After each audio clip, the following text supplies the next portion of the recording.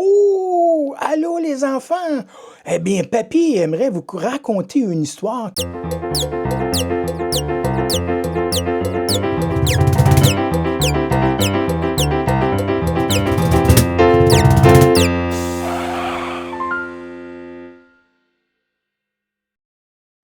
C'est une très belle histoire et je vais vous la lire. Alors voici, on va tourner la page. Oh, oh, oh! Dans un petit village, un pauvre menuisier du nom de Geppetto rêve d'avoir un petit garçon. Je vais fabriquer un pantin, il sera mon fils et je l'appellerai Pinocchio, s'exclama le vieil homme. Geppetto choisit un morceau de bois magique et se mit au travail. Il met tout son talent à sculpter une magnifique marionnette, comme on peut voir ici. Hein? À peine Pinocchio a-t-il ses deux jambes qu'il se met à courir partout. Attention, il s'enfuit dans la rue là.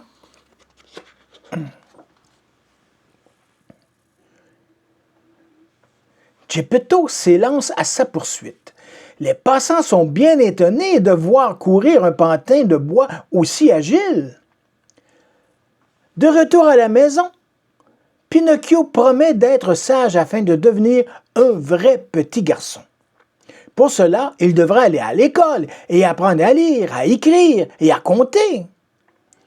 Geppetto lui donne toute sa fortune, un gros 5 sous, pour acheter des livres. Le cœur tout joyeux, Pinocchio promet de revenir avant le soir.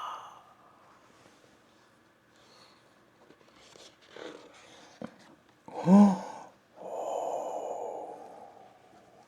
Chemin faisant, le petit pantin découvre un théâtre de marionnettes. Il oublie aussitôt d'aller à l'école et se met à danser et à chanter sur la scène avec ses nouveaux amis. La fête se termine et un renard et un chat lui demandent « Veux-tu devenir riche et transformer tes 5 sous en milliers de dollars? » Oh, une proposition alléchante, hein? Un grillon qui le suit, le petit pantin, depuis le début de l'histoire, avertit Pinocchio.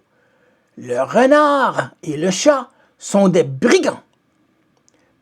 Mais Pinocchio s'en fiche. Il veut devenir riche, riche, riche, pour faire plaisir à Geppetto. En tout cas, l'intention est bonne, mais je ne suis pas certain si l'aventure va lui profiter tant que ça. Continuons. Le renard et le chat conduisent alors Geppetto au champ des miracles. Sur le conseil des deux brigands, Pinocchio plante ses sous dans la terre, puis arrose le tout avec un peu d'eau. Je me demande si la magie va opérer. Enfin, en tout cas, en attendant qu'un arbre pousse, fleurit et que des milliers de dollars poussent, Pinocchio va se promener dans la campagne. Lorsqu'il revient, aucun arbre n'a poussé. Pire encore, les sous ont disparu. Oh non! Toute la fortune de Geppetto! Ah! Et les brigands aussi. On s'en doutait.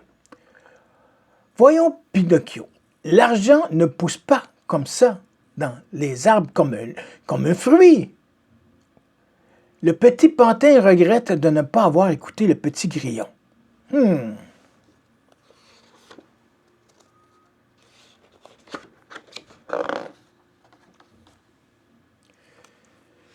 Pinocchio se retrouve tout seul, sans un sou, loin de chez son papa. Il marche depuis des jours dans une forêt sombre quand soudain une fille apparaît. Oh! Pinocchio, as-tu été un bon garçon obéissant et travaillant? Demande-t-elle. Oui, je suis sûr que mon papa serait fier de moi, répondit le pantin. Aussitôt, son nez s'allonge, s'allonge et s'allonge. Oh! Tu vois, dit la fée, quand un mensonge grandit, son nez aussi. Pinocchio est horrifié. Heureusement, d'un coup de baguette magique, son nez redevient un petit morceau de bois, comme auparavant. Une chance que la fée était là. Hein? Oh, mais continuons donc l'histoire.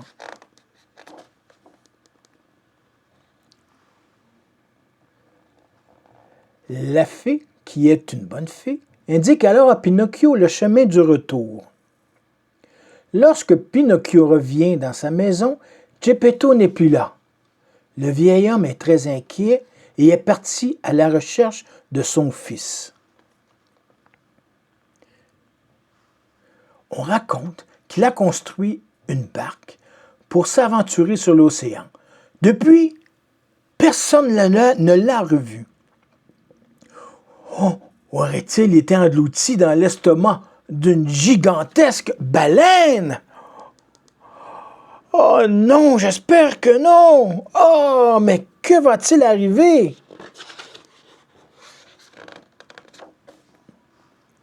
Pinocchio a bon cœur et est très courageux. Coûte que coûte, il doit sauver son cher papa.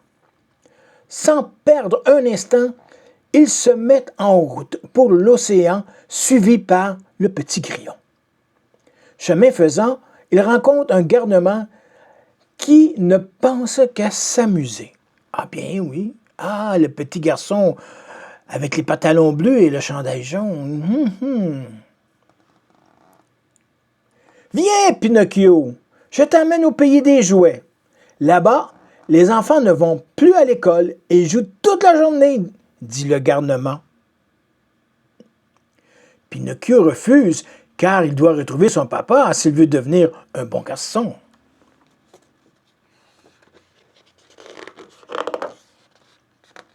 Mais, une fois encore, Pinocchio se laisse tenter et suit le garnement jusqu'au pays des jouets. Oh, ça a l'air d'être amusant. Arrivé là-bas, il n'en croit pas ses yeux. C'est une grande fête foraine remplie de manèges, de jouets et de gâteaux, où tous les enfants sautent, crient et rient à longueur de journée. Pinocchio s'en donne à cœur joie dans ce pays de cocagne. Que le temps passe vite quand on n'a que du plaisir et qu'on ne fait pas de bêtises. Mais il ne fait que des bêtises.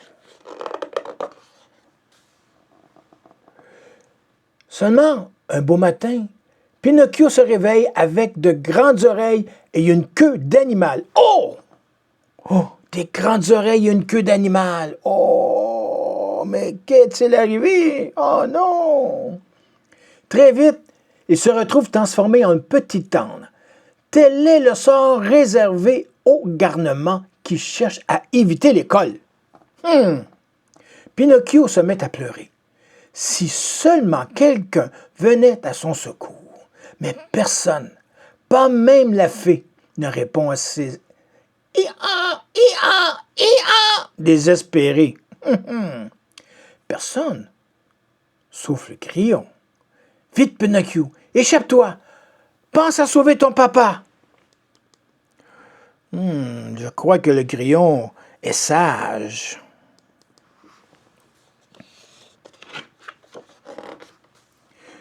Le grillon guide alors le pantin jusqu'au bord d'une falaise. Pinocchio n'a pas le choix. Il doit plonger dans l'océan.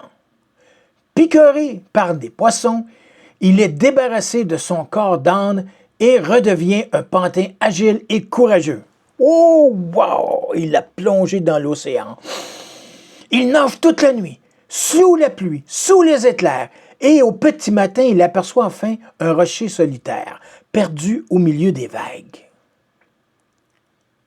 Surprise, la fée l'attend sur le rocher. Pinocchio reprend soudain des forces et nage de plus belle. Mais, juste avant de rejoindre la fée, une gigantesque baleine surgit des profondeurs et l'avale d'un trait. Oh! Aïe, aïe, aïe, aïe, aïe, aïe, aïe, aïe. Il est avalé, il est dans l'estomac de la baleine. Pinocchio se retrouve emprisonné dans le corps de la baleine. Tout est sombre et inquiétant, à l'exception d'une lueur qui brille au fond de l'estomac du monstre. Alors que Pinocchio s'approche à pas prudent, il aperçoit un vieil homme assis au milieu des débris d'une embarcation. C'était Geppetto! Ouais, on l'a retrouvé, mais dans la baleine. Tellement heureux de retrouver son papa, Pinocchio n'a qu'une idée, sortir Geppetto du ventre de la baleine. Plus facile à dire qu'à faire. Hélas, Pinocchio, il est emprisonné. Il est impossible de sortir, répond le vieil homme. C'est alors que le monstre se met à éternuer. N'écoutant que son courage, Pinocchio entraîne son papa vers la bouche grande ouverte. Il marche sur la langue de la baleine, puis se faufile entre ses rangées de dents effrayantes. Ça y est, ils ont réussi à s'échapper. Oh, waouh, waouh, waouh, waouh, waouh. C'était une bonne chose, hein? Furieuse, la baleine s'élance alors à leur poursuite. Tam, tam, tam, tam, tam, tam, tam, ta, ta, tam. Dans sa colère, elle déclenche une terrible tempête. Au milieu des flots, Pinocchio et Geppetto sont à bout de force. Oh, oh, oh, oh. Ils nagent aussi vite qu'ils le peuvent, mais la baleine se rapproche à vive allure. Juste à temps, un poisson les hisse sur son dos et les mène jusqu'au rivage, loin des mâchoires du monstre. Ouf, une chance, hein, parce que là, je commençais à avoir peur, moi, là. Ouh! Retournons à l'histoire. Pinocchio est enfin sain et sauf, mais Geppetto a attrapé une forte fièvre. Ah oui, létalité. Ah. Sur le chemin du retour, le renard et le chat lui demandent de l'aide, car les deux brigands n'ont plus de sous. Cette fois-ci, Pinocchio a compris la leçon. Il ne faut pas les écouter et il passe son chemin. Enfin, à la maison, le petit pantin fait beaucoup d'efforts pour soigner son papa. Pendant des jours, il travaille dans une ferme et il fabrique des paniers pour gagner quelques sous. Il apprend aussi à lire et à écrire, comme à l'école. C'est important, l'école. Oh oui. Mais que nous dit la suite de l'histoire? Petit à petit, Pinocchio devient le petit garçon obéissant et travailleur qu'il avait promis de devenir. Et petit à petit, Geppetto guérit de sa maladie. C'est ainsi qu'une nuit, Pinocchio a fait un drôle de rêve. Pour le récompenser de son bon cœur, la fille lui pardonne toutes ses bêtises. Quelle surprise quand, à son réveil, il constate qu'il est devenu un vrai petit garçon. Oh! Oh! Bravo, Pinocchio! Quand les enfants sont bons, ils ont le pouvoir de tout changer. Oh! Quelle belle histoire! La prochaine fois, je vous raconterai une belle histoire aussi qui s'intitule 20 000 lieues sous les mers. Ça, c'est la prochaine histoire. Bye bye les enfants!